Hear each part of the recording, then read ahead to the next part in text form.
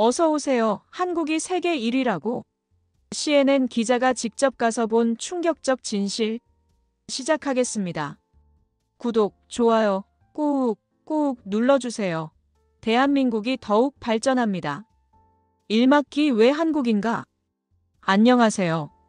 저는 CNN 국제부 소속 기자 루비 알마즈입니다. 오늘 제가 여러분께 전하고 싶은 이야기가 있어요. 사실 이 이야기는 제 인생을 완전히 바꾸어 놓은 취재 경험담이기도 합니다. 지난 3월, 저는 편집장으로부터 갑작스러운 임무를 받았습니다. 루비, 전자정부에 대한 심층 기획을 맡아줘. 디지털 정부가 어떻게 사람들의 삶을 바꾸는지 보여달라고. 솔직히 말씀드리면 그 순간 제 마음속에는 큰 회의감이 들었어요. 정부 시스템이 사람들의 삶을 바꾼다고요. 그런 뻔한 소리를 또 들어야 한다는 생각이 먼저 들었습니다. 하지만 기자로서 임무는 임무였죠. 저는 어디서부터 시작해야 할지 고민하다가 무작정 구글 검색을 해보았어요. 전자정부 선진국이라는 키워드로 말이죠. 그런데 놀랍게도 검색 결과 첫 번째에 나온 건 미국도 독일도 아닌 한국이었습니다. UN 전자정부 발전지수 1위라는 타이틀과 함께요. 한국이라고. 정말 한국이 1위야. 저는 혼잣말을 중얼거리며 더 많은 자료를 찾아보았습니다. 그런데 찾으면 찾을수록 더욱 놀라운 사실들이 드러났어요. 한국의 전자정부 시스템을 벤치마킹하러 오는 나라들이 한 해에 수십 개국이나 된다는 거였습니다. 이것도 마케팅 아닌가? 처음엔 그런 생각마저 들었어요. 하지만 기자로서의 직감이 저를 자극했습니다. 만약 정말로 한국의 전자정부가 그렇게 뛰어나다면 그 현장을 직접 보고 와야 하지 않을까요? 저는 곧장 편집장에게 달려가서 한국 출장을 요청했습니다. 편집장님, 한국으로 가야겠어요. 전자정부 취재를 제대로 하려면 현장을 봐야 합니다. 편집장은 제 열정에 놀라며 웃었어요. 루비, 내가 그렇게 적극적으로 나서는 건 처음 보는데. 좋아, 한국 가서 제대로 파보고 와. 일주일 후, 저는 인천공항에 도착했습니다. 사실 한국은 처음이었어요. 제가 아는 한국은 KPOP과 삼성 정도였죠. 하지만 공항에서부터 뭔가 달랐습니다. 입국 절차가 믿을 수 없을 정도로 빨랐어요.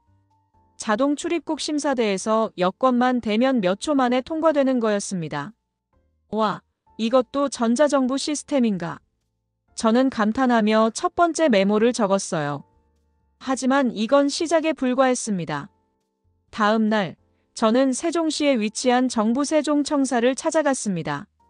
행정안전부에서 한국의 전자정부 시스템을 시연해준다고 했거든요. 담당자로 나온 분은 서필원 1차관이었습니다. 중년의 신사로 저를 따뜻하게 맞이해 주셨어요. 루비 기자님, 멀리서 오셔서 고맙습니다. 오늘 우리나라의 전자정부가 어떻게 국민들의 삶을 바꾸고 있는지 보여드리겠습니다. 서 차관님은 저를 거대한 통합전산센터로 안내했습니다. 그곳에서 제가 본 것은 정말 충격적이었어요. 전국의 모든 행정 업무가 하나의 시스템으로 연결되어 있었습니다. 주민등록, 세금 신고, 사업자 등록, 부동산 거래, 심지어 병원 예약까지도 모든 것이 디지털로 처리되고 있었어요. 이게 정말 가능한 일인가요? 저는 믿기 어렵다는 표정으로 물었습니다. 루비 기자님, 직접 체험해 보시죠. 서 차관님은 미소를 지으며 저를 한 대의 키오스크 앞으로 데려갔어요. 여기서 주민등록 등본을 한번 발급받아 보세요. 저는 반신반의하며 화면을 터치했습니다. 놀랍게도 몇 번의 터치만으로 주민등록 등본이 발급되었어요. 그것도 5분도 안 되는 시간에 말이죠. 이건 정말 놀라운데요. 미국에서는 이런 간단한 서류 하나 떼는데도 몇 시간씩 걸리는데 그것만이 아닙니다. 우리나라 국민들은 집에서, 사무실에서, 심지어 해외에서도 24시간 언제든지 이런 행정 서비스를 받을 수 있어요. 서 차관님의 설명이 계속되었습니다. 저는 그 순간 뭔가 특별한 것을 목격하고 있다는 느낌이 들었어요. 이것은 단순한 기술의 문제가 아니었습니다. 정부와 국민 사이의 신뢰, 그리고 효율성에 대한 완전히 새로운 접근 방식이었죠. 차관님, 이 시스템을 다른 나라에서도 도입할 수 있을까요? 물론입니다. 사실 지금 이 순간에도 여러 나라의 공무원들이 우리나라에서 연수를 받고 있어요. 내일 그분들을 만나보시는 것은 어떨까요? 그날 밤, 저는 호텔방에서 하루 종일 본 것들을 정리하며 생각에 잠겼습니다. 정말로 한국의 전자정부가 이렇게 발전되어 있을 줄은 몰랐어요. 하지만 더 중요한 것은 이 시스템이 다른 나라 사람들의 삶을 어떻게 바꿀 수 있는지였습니다. 내일 그 공무원들을 만나면 뭔가 더 확실해질 것 같아. 저는 노트북을 덮으며 내일에 대한 기대감을 품었어요. 하지만 그때까지만 해도 저는 몰랐습니다. 다음 날 제가 듣게 될 이야기들이 얼마나 제 마음을 뒤흔들어 놓을지 말이에요. 이막승 변화를 꿈꾸는 이들. 다음 날 아침, 저는 서울 중구에 위치한 한국국제협력단 연수센터를 찾았습니다. 그곳에서는 11개국에서 온 고위 공무원들이 한국의 전자정부 시스템을 배우고 있었어요. 저는 그들과의 인터뷰를 위해 준비해온 질문지를 들고 회의실에 들어갔습니다. 하지만 첫 번째 인터뷰에서부터 저는 완전히 예상과 다른 이야기를 듣게 되었어요. 몽골에서 온 아디아 바트바야르 씨였습니다. 그는 몽골 정부의 디지털 혁신 담당관이었는데 저에게 충격적인 이야기를 들려주었어요. 루비 기자님, 저는 이 자리에서 제 개인적인 이야기를 하고 싶습니다. 아디아 씨는 진지한 표정으로 말을 시작했어요. 제 아버지는 10년 전에 정부 서류 위조 사건에 연루되어 돌아가셨습니다. 서류 위조 사건이라니요? 네, 당시 저희 나라의 행정 시스템은 완전히 수기 기반이었어요. 공무원들이 마음대로 서류를 조작할 수 있었고, 그로 인해 많은 사람들이 피해를 입었죠. 제 아버지도 그중 한 명이었습니다. 아디아 씨의 목소리가 떨렸어요. 저는 그 순간 가슴이 먹먹해졌습니다. 이것은 단순한 기술 도입의 문제가 아니었어요. 한 가족의 비극이 담긴 이야기였죠. 그래서 제가 한국에 온 거예요. 만약 한국의 전자정부 시스템이 저희 나라에 도입된다면 더 이상 이런 일이 일어나지 않을 거라고 믿습니다. 아디아 씨는 간절한 눈빛으로 저를 바라보았어요. 두 번째로 만난 분은 몰도바에서 온 루카스 페트로브 IT 담당관이었습니다. 그는 한국의 기술력에 대해 찬사를 아끼지 않았어요. 루비 기자님, 저는 20년 넘게 IT 분야에서 일해왔습니다. 하지만 한국의 전자정부 시스템을 보고 나서야 진정한 디지털 정부가 무엇인지 알게 되었어요. 구체적으로 어떤 부분이 가장 인상적이었나요? 블록체인 기술을 활용한 투명한 행정 처리 시스템이죠. 모든 행정 처리 과정이 기록되고 누구든지 그 과정을 추적할 수 있어요. 이것은 부패를 원천적으로 차단하는 시스템입니다. 루카스 씨는 열정적으로 설명을 이어갔어요. 저희 나라로 돌아가면 이 시스템을 도입하는 것이 제 최우선 목표입니다. 우리 국민들이 정부를 다시 신뢰할 수 있도록 만들고 싶어요. 가장 인상 깊었던 인터뷰는 부르키나파소에서 온 카리마 트라오레 교육부 담당관과의 대화였습니다. 그녀는 30대 중반의 여성으로 아프리카에서 온 유일한 여성 공무원이었어요. 카리마 씨, 한국의 전자정부 시스템 중에서 가장 관심 있는 부분은 무엇인가요? 교육관리 시스템이에요. 카리마 씨는 단호하게 답했어요. 저희 나라에서는 아직도 많은 아이들이 제대로 된 교육을 받지 못하고 있어요. 특히 여자아이들은 더욱 그렇죠. 그녀는 계속해서 설명했습니다. 한국의 나이스 NEIS 시스템을 보면서 깨달았어요. 모든 학생들의 학습 현황을 디지털로 관리하고 개별 맞춤형 교육을 제공할 수 있다는 것을 말이죠. 그 시스템이 카리마 씨 나라에 도입된다면 어떤 변화가 있을까요? 저는 확신해요. 더 많은 아이들이, 특히 여자아이들이 교육을 받을 수 있게 될 거예요. 그리고 그것이 우리나라의 미래를 바꿀 거예요. 카리마 씨의 눈에서 희망의 빛이 보였어요. 점심시간에 저는 연수생들과 함께 식사를 했습니다. 그들은 서로 다른 나라에서 왔지만 모두 같은 꿈을 가지고 있었어요. 자신들의 나라를 더 나은 곳으로 만들고 싶다는 꿈 말이죠. 방글라데시에서 온 라만 씨는 이렇게 말했어요. 우리나라는 인구가 1억 6천만 명이에요. 하지만 행정 효율은 너무 떨어져 있죠. 한국의 시스템을 도입하면 우리 국민들이 정부 서비스를 받기 위해 하루 종일 줄을 서지 않아도 될 거예요. 키르기스스탄에서 온 아이굴 씨도 동감했어요. 저희 나라는 산악 지역이 많아서 정부 청사까지 가는 것만 해도 하루 종일 걸려요. 하지만 전자정부 시스템이 있다면 집에서도 모든 행정 업무를 처리할 수 있을 거예요. 저는 그들의 이야기를 들으며 점점 더 깊은 감동을 받았습니다. 이것은 단순한 기술 이전의 문제가 아니었어요. 한 나라의 희망을 다른 나라로 전달하는 일이었죠. 오후에는 실제 한국의 전자정부 시스템을 체험하는 시간이 있었습니다. 연수생들은 모두 신기해하며 시스템을 조작해 보았어요. 특히 모바일 앱을 통해 각종 증명서를 발급받는 과정에서는 환호성이 터져나왔습니다. 이런 게 정말 가능한 거예요. 아이굴 씨가 놀라며 말했어요. 물론이죠. 저희 나라 국민들은 이미 이런 서비스를 당연하게 생각하고 있어요. 서 차관님이 웃으며 답했어요. 그 순간 저는 뭔가 중요한 깨달음을 얻었습니다. 한국 사람들에게는 당연한 것이 다른 나라 사람들에게는 꿈 같은 일이라는 것을 말이죠. 연수 마지막 날, 저는 연수생들에게 마지막 질문을 했습니다. 여러분들이 각자의 나라로 돌아가서 가장 먼저 하고 싶은 일은 무엇인가요? 아디아 씨가 먼저 답했어요. 저는 우리나라에서 가장 부패가 심한 부서부터 전자정부 시스템을 도입하고 싶어요. 더 이상 제 아버지 같은 피해자가 나오지 않도록 말이에요. 카리마 씨도 이어서 말했어요. 저는 교육부터 시작할 거예요. 우리나라의 모든 아이들이 공평한 교육 기회를 받을 수 있도록 하겠어요. 그들의 답변을 들으며 저는 가슴이 뭉클해졌습니다. 이들은 단순히 기술을 배우러 온 것이 아니었어요. 자신들의 나라를 바꾸겠다는 굳은 의지를 가지고 온 것이었죠. 그날 저녁, 저는 호텔에서 하루 종일 들은 이야기들을 정리했습니다. 처음에는 단순한 기술 기사를 쓰려고 했는데 어느새 사람들의 이야기에 빠져들어 있었어요. 그리고 하나의 확신이 생겼습니다. 이 이야기는 단순히 한국의 전자정부에 대한 이야기가 아니라 희망에 대한 이야기라는 것을 말이에요. 내일은 실제로 한국의 전자정부 시스템이 도입된 나라를 가봐야겠어.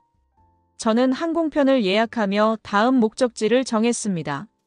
바로 부르키나파소였어요. 산막전 현장에서 만난 기적. 일주일 후, 저는 부르키나파소의 수도 와가두구에 도착했습니다. 아프리카 대륙을 밟은 것은 처음이었어요. 공항에서부터 느껴지는 더위와 먼지, 그리고 활기찬 사람들의 모습이 저에게는 모든 것이 새로웠습니다. 저는 카리마 씨가 추천해준 보보디울라소 지역을 찾아갔습니다. 그곳은 6개월 전 한국의 전자정부 시범 시스템이 시범적으로 도입된 곳이었어요. 수도에서 차로 4시간 거리에 있는 작은 도시였죠. 도착하자마자 저는 지역시장인 이브라힘 사와도고 씨를 만났습니다.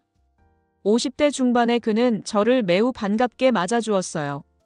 루비 기자님, 멀리서 오셔서 정말 고맙습니다.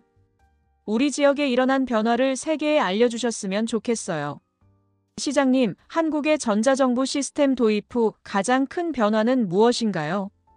한마디로 말하면 우리 시민들이 다시 시청을 찾아오기 시작했다는 거예요. 시장님은 의미심장한 표정으로 답했어요. 예전에는 부패와 비효율 때문에 시민들이 시청을 피하려고 했거든요. 시장님은 저를 시청 건물로 안내했습니다. 그곳에서 저는 놀라운 광경을 목격했어요. 현지 주민들이 키오스크를 이용해서 각종 서류를 발급받고 있었던 거죠. 이게 정말 가능한 일인가요? 저는 믿기 어렵다는 표정으로 물었어요.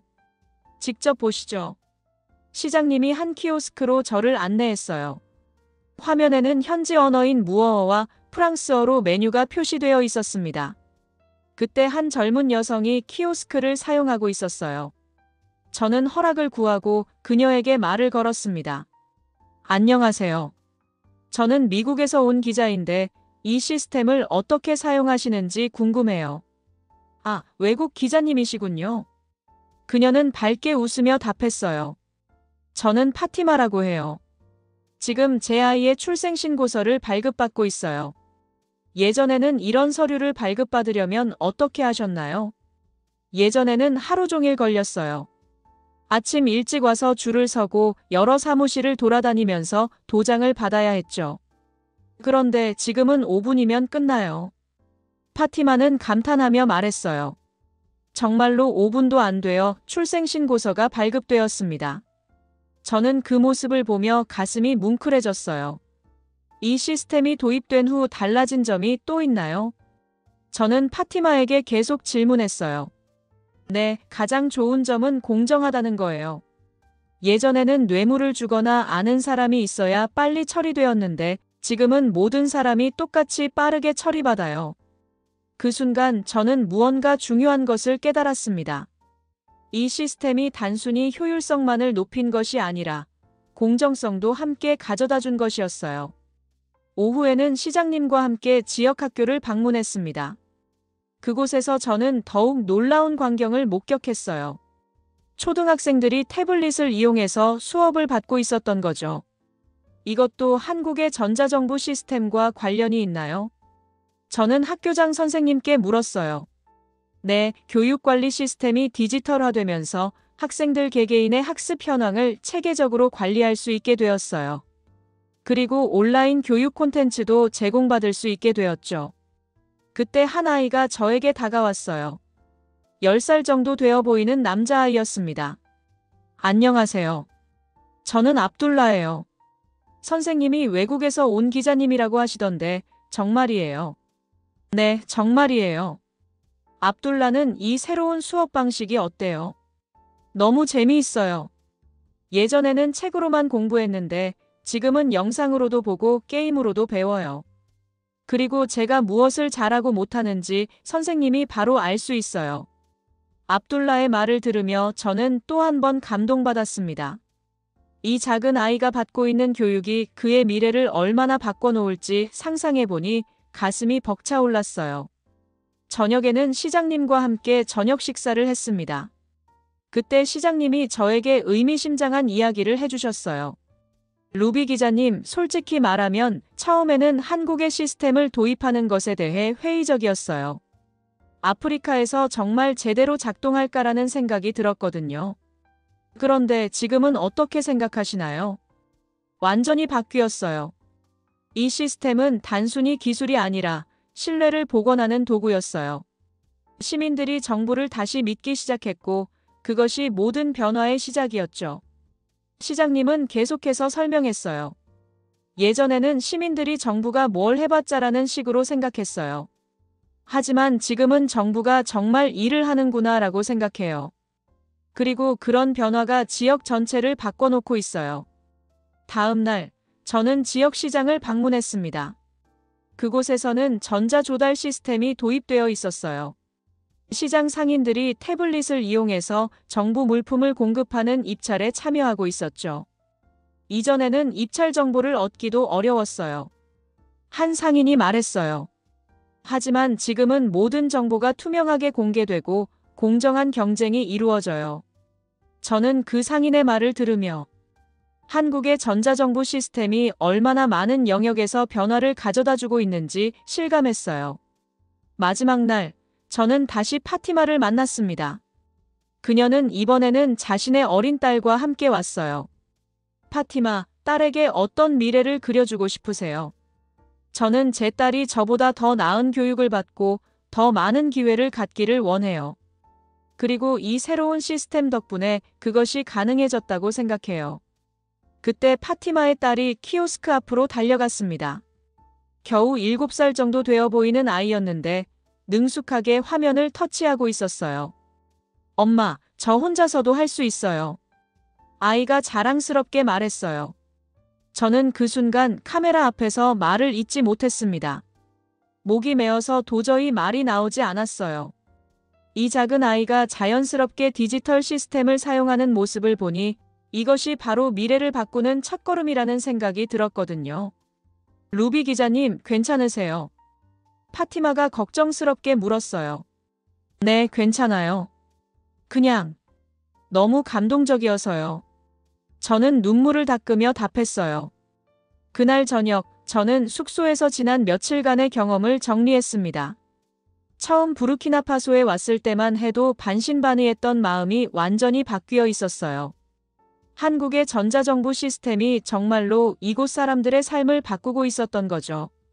다음 날 아침 공항으로 가는 길에서 저는 시장님께 마지막 질문을 했습니다.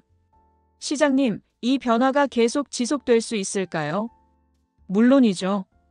왜냐하면 이제 우리 시민들이 이 시스템 없는 삶을 상상할 수 없거든요.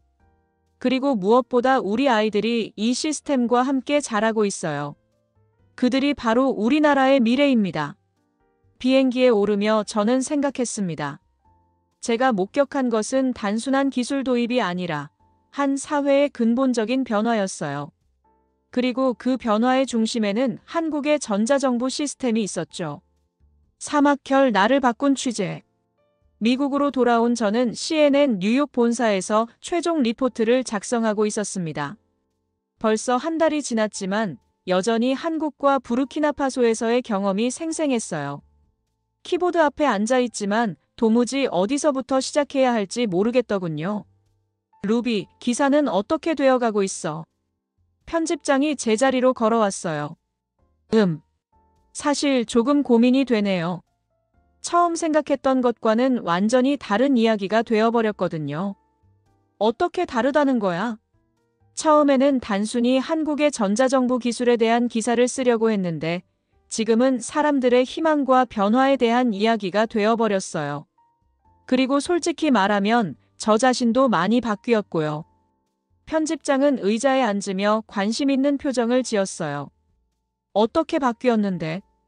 예전에는 정부 정책이나 시스템 같은 것들을 그냥 당연하게 생각했어요. 하지만 이번 취재를 통해서 깨달았죠. 좋은 시스템이 얼마나 많은 사람들의 삶을 바꿀 수 있는지 말이에요. 저는 편집장에게 아디야 씨의 이야기, 카리마 씨의 꿈, 그리고 파티마와 그녀의 딸이 보여준 희망에 대해 이야기했어요. 편집장은 제 이야기를 끝까지 들은 후 이렇게 말했어요. 루비, 그게 바로 진짜 저널리즘이야. 기술을 소개하는 것이 아니라 그 기술이 사람들에게 어떤 의미인지를 보여주는 거 말이야. 그날 밤, 저는 집에서 다시 원고를 쓰기 시작했습니다. 하지만 이번에는 다른 접근을 했어요. 기술에 대한 설명보다는 사람들의 이야기에 집중했죠. 한국의 전자정부는 시스템이 아닌 신뢰를 수출하고 있었습니다. 저는 이 문장부터 시작했어요. 그리고 아디야 씨가 아버지를 잃은 이야기, 카리마 씨가 꿈꾸는 교육의 미래, 파티마의 딸이 보여준 희망에 대해 차례대로 써내려갔습니다. 글을 쓰면서 저는 자꾸만 울컥해졌어요. 특히 부르키나파소에서 만난 7살 아이가 키오스크를 능숙하게 사용하던 모습을 떠올릴 때마다 눈물이 났죠. 내가 왜 이렇게 감정적이 되었을까? 저는 혼잣말을 중얼거렸어요. 하지만 곧 그 이유를 알 수 있었습니다. 이번 취재를 통해서 저는 진짜 저널리즘이 무엇인지 깨달았던 거예요. 다음 날, 저는 완성된 원고를 편집장에게 보여드렸습니다. 편집장은 원고를 읽더니 깊은 감동을 받은 표정을 지었어요. 루비, 이거 정말 좋은 기사야. 특별 프로그램으로 제작하는 것은 어떨까? 특별 프로그램이요? 30분짜리 다큐멘터리로 만들어보자. 내가 직접 현장에서 촬영한 영상들도 있으니까 충분히 가능할 거야. 일주일 후, 저는 방송 스튜디오에서 최종 내레이션을 녹음하고 있었습니다. 프로그램의 마지막 부분에서 저는 이렇게 말했어요. 저는 이번 취재를 시작할 때만 해도 단순히 기술에 대한 이야기를 하려고 했습니다. 하지만 돌아보니 이것은 기술에 대한 이야기가 아니었어요. 희망에 대한 이야기였습니다. 목소리가 떨리기 시작했어요. 한국의 전자정부는 단순히 효율적인 시스템이 아니었습니다. 그것은 사람들에게 정부에 대한 신뢰를, 미래에 대한 희망을 돌려주는 도구였어요. 저는 잠시 말을 멈추고 숨을 고른 후 계속했습니다. 몽골의 아디야 씨는 아버지의 죽음을 헛되지 않게 만들고 싶어 했고, 부르키나파소의 카리마 씨는 자신의 나라 아이들에게 더 나은 교육을 주고 싶어 했습니다. 그리고 파티마의 7살 딸은 자연스럽게 디지털 시대의 시민이 되어가고 있었어요. 마지막 문장에서 저는 완전히 울컥해버렸습니다. 한국의 전자정부는 시스템이 아닌 신뢰를 수출하고 있었습니다. 그리고 저는 그 안에서 진짜 저널리즘을 배웠습니다. 녹음이 끝난 후 저는 스튜디오에서 한동안 앉아 있었어요. 제작진들이 수고하셨습니다 라고 인사하며 나갔지만 저는 쉽게 자리를 뜰 수 없었어요. 루비, 괜찮아? PD가 걱정스럽게 물었어요. 네, 괜찮아요. 그냥 이 모든 경험이 너무나 소중해서요. 한 달 후 프로그램이 방송되었습니다. 반응은 폭발적이었어요. 시청자들로부터 수많은 메시지가 왔고 다른 언론사에서도 관련 기사를 다루기 시작했어요. 가장 기억에 남는 것은 아디아 씨로부터 온 이메일이었습니다. 루비 기자님, 프로그램 잘 봤습니다. 저희 나라에서도 많은 사람들이 시청했어요. 그리고 드디어 정부에서 한국의 전자정부 시스템 도입을 공식적으로 발표했습니다. 제 아버지의 죽음이 헛되지 않게 되었네요. 정말 고맙습니다. 그 이메일을 읽는 순간 저는 또 한 번 눈물을 흘렸습니다. 하지만 이번에는 기쁨의 눈물이었어요. 카리마 씨로부터도 연락이 왔어요. 루비 기자님 덕분에 저희 나라의 교육개혁에 대한 관심이 높아졌어요. 곧 한국의 교육관리 시스템을 도입하는 프로젝트가 시작될 예정입니다. 그리고 파티마로부터는 딸의 사진이 담긴 메시지가 왔어요. 제 딸이 학교에서 태블릿으로 한국어를 배우고 있어요. 나중에 한국에 가서 고마움을 전하고 싶다고 하네요. 지금 저는 새로운 취재를 준비하고 있습니다. 이번에는 베트남에서 도입된 한국의 스마트시티 시스템에 대한 이야기예요. 하지만 이번에도 저는 기술이 아닌 사람에 집중할 예정입니다. 왜냐하면 이번 경험을 통해서 깨달았거든요. 진짜 중요한 것은 기술 그 자체가 아니라 그 기술이 사람들의 삶을 어떻게 바꾸는지라는 것을 말이에요. 저는 앞으로도 계속해서 이런 이야기들을 찾아서 전 세계에 알리고 싶습니다. 한 나라의 좋은 시스템이 다른 나라 사람들에게도 희망이 될 수 있다는 것을, 그리고 기술이 사람들을 더 행복하게 만들 수 있다는 것을 보여주고 싶어요. 마지막으로 여러분께 전하고 싶은 말씀이 있습니다. 저는 이번 취재를 통해서 세상이 생각보다 훨씬 연결되어 있다는 것을 깨달았어요. 한국에서 시작된 작은 변화가 지구 반대편 아프리카까지 전해져서 사람들의 삶을 바꾸고 있었거든요. 그리고 무엇보다 좋은 시스템과 진심 어린 노력이 만나면 정말로 세상을 바꿀 수 있다는 것을 확신하게 되었습니다. 한국의 전자정부가 그것을 증명해 보였고 저는 그 증인이 되었어요. 앞으로도 이런 희망적인 이야기들이 더 많이 만들어지기를, 그리고 제가 그런 이야기들을 계속해서 전할 수 있기를 바랍니다. 감사합니다.